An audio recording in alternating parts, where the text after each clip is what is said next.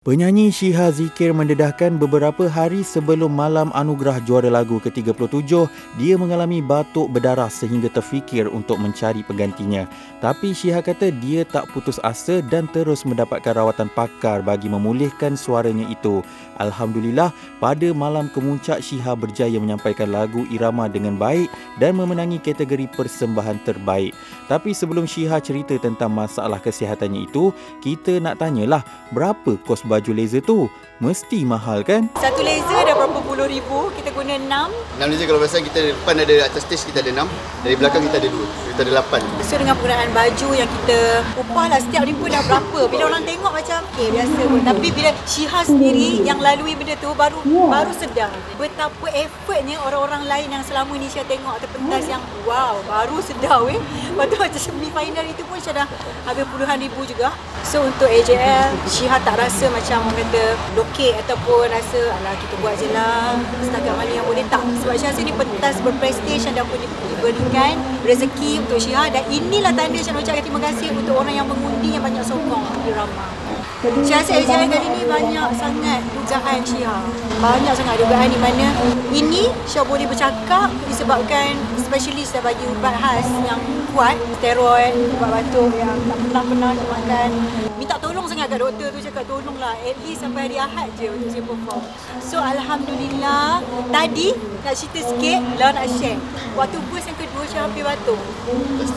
Sebab dengan asap banyak kan. So dengan standby lama on stage macam nama nak kena tekak ni macam mana ni. Tapi dah nak start. Verse yang kedua dah macam dah jadi macam nak batuk. Sebab Syiha batuk teruk. Bukannya batuknya sekali-sekala, tak. Kalau orang boleh tengok macam mana Syiha batuk, orang mesti macam amazed dengan apa yang hari ni. Boleh cakap?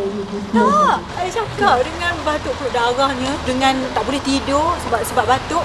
Lepas tu tambahan pula Syiha hampir cari orang untuk ganti. Sebab saya cakap dengan Arul, cakap Arul, kalau I batuk macam mana nak nyanyi? Dengan lagu rancak, dengan pernafasan lagi. So I rasa kalau hari Isnin tak baik, kita boleh cari. Lepas tu baik, dah okey.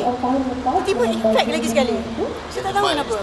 Hari Jumaat memang teruk gila. Syiha check kat Google siapa ANT yang the best lah, pergi cari kan, minta tolong sangat-sangat Syiha bagi ubat semua kan.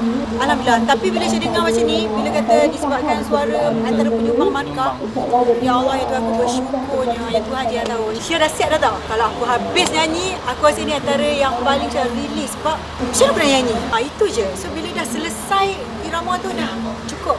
Menang kalah Syiha dah happy dah. Sebab Syiha rasa dah bawa tanggungjawab tu yang the best semampu Syiha. Syiha ni kalau boleh Syiha nak positif je lah kan. Tapi macam untuk Syiha setiap tahun Syiha masuk 3 tahun Syiha sakit batuk. Tapi untuk kali ni mungkin musim, untuk sekarang tengah musim, Syiha busy shooting, and bila balik tu memang demam panas sangat, and then batuk berdarah-darah tak settle. And then Syiha pergi specialist, masuk kamera, mula-mula masuk ke tekak. Okey, masuk ke hidung sampai tekak pun okey. Clear. Tak biasa doktor cakap kan, yang awak cakap batuk betul tidur berdarah-darah, ya ke? Check lagi. Yang kita dah bayar-bayar ni, kamera dalam clear, okey, cantik, semua cantik.